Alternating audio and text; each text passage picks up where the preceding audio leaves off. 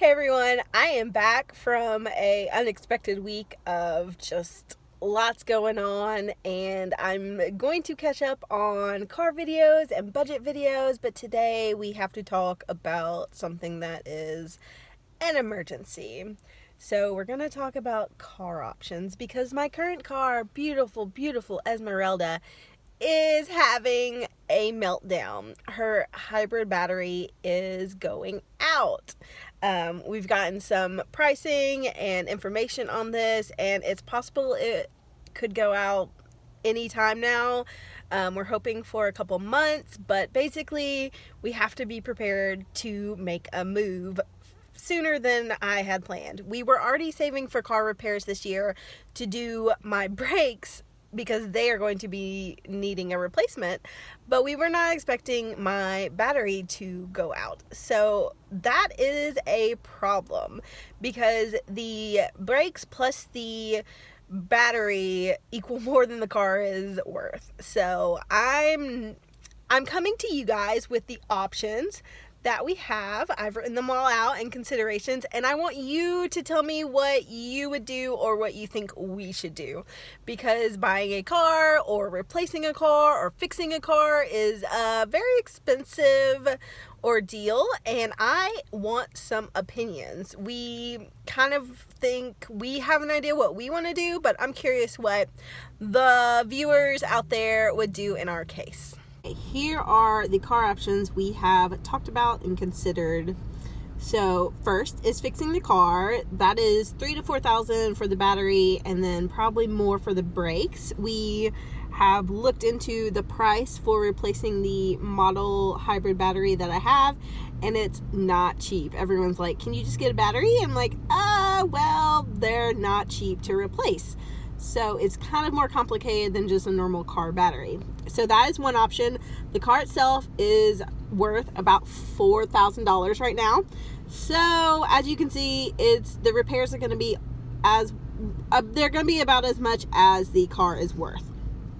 And the other option is buy an ugly car cash for $5,000. I put $5,000 originally, so that's why I started with ugly car, and then I realized maybe we could up it to $8,000.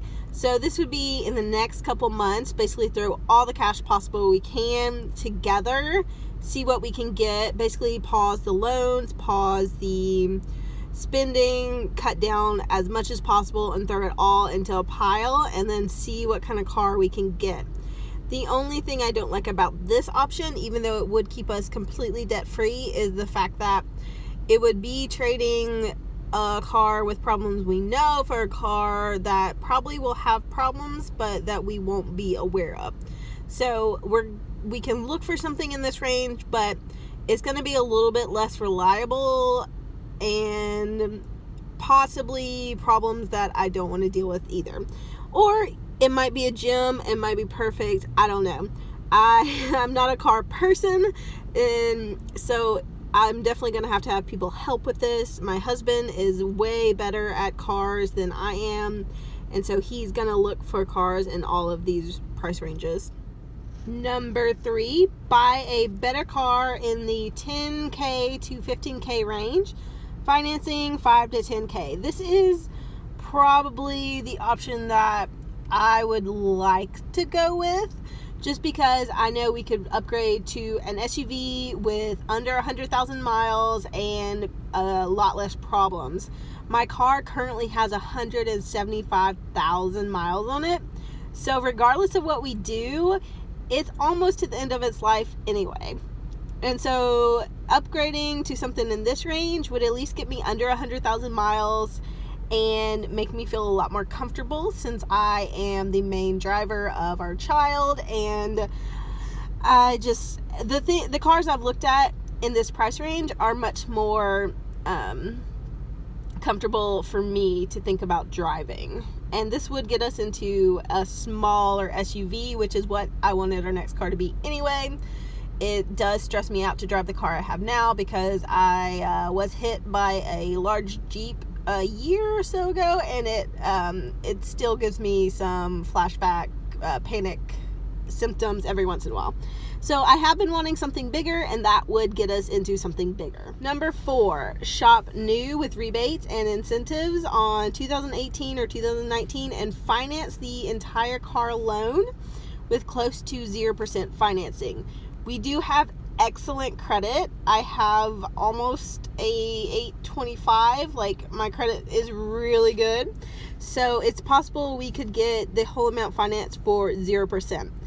That would be more debt, and we would be paying it off quickly, but behind the student loans that currently have a higher rate. So this would just kind of push it off. And the very last option, ball out of control and buy a new 2019 BMW X7, which would be about $74,000, which would be amazing. It's the coolest, best luxury SUV possible, in my opinion and my husband's. But obviously that's not really an option. For number 4, we'd be aiming in the $20,000 to $25,000 range for a new like a small SUV or mid-size SUV, depending on the brand. But even though I would love to do that one, that's not really an option. So these are our 4 car options that we are considering. Now, the considerations that we are mulling over and thinking about, and maybe will help you decide which option you would go with.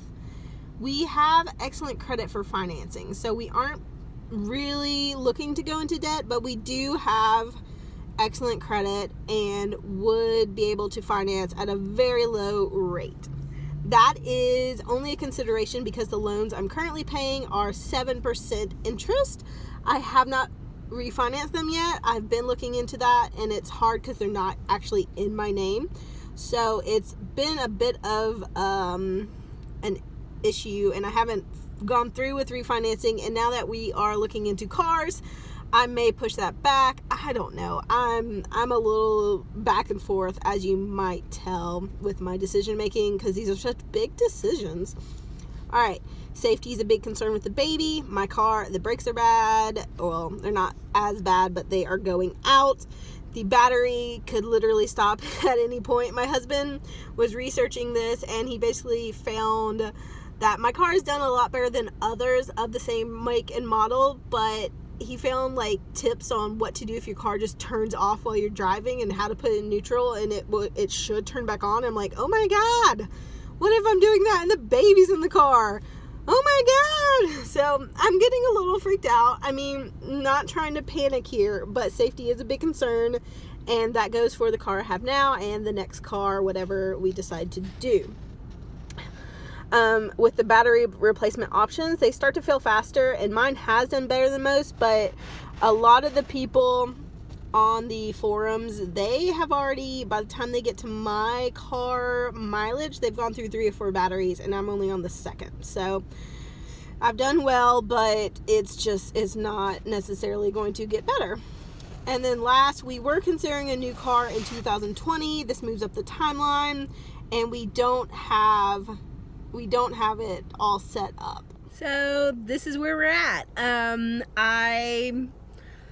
This obviously isn't going to be a decision we make today, but it is a decision that we need to make quickly. It's been about a week since my car started showing signs of the battery going out. And we've gotten some info about it, and we realized that we're going to have to make a choice here. And I'm waffling back and forth between these. I think that every option has some pros and cons, so maybe we just need to make a pros and cons list for each option and then see which one we feel the best about. So I don't know, I'm very indecisive already, and I really want a new car. I've wanted a new car for a while. I've driven this car for 5 years, and I've gotten a lot of use out of it, but at 175,000 miles, it is kind of getting to the end of its life, and that is a reality we need to accept. And I know that if I paid off $3,000 student loans last month, I can save up $3,000, $5,000 in the next couple months, and then maybe in April make a move here depending on which one we go with. I can walk you guys through the process we decide to go with and let you know. I know that because I am a vlogger and talk about money, whatever choice I make, someone's gonna disagree with me, but we're gonna do what's best for our family, and we'll see what that is. We have a lot to discuss and to look at because I had not been looking at cars. I had not been researching anything. I don't like to just randomly look for stuff that I might want eventually. I find that just breeds a feeling of discontent and like you want more, so I tend to just not look at things until we're ready to make a move. But now I'm gonna have to look at options in all of these categories because I really don't know what's out there. I really don't know what my options specifically in each category are, so we're gonna have to do more research on each option. But I would love your opinion. I would love to know what you would do. I would love to know if you've been in this situation, what you've done. And I thank you guys for watching, and I hope everyone out there is doing well. So let me know which option you would go with if you were in our spot.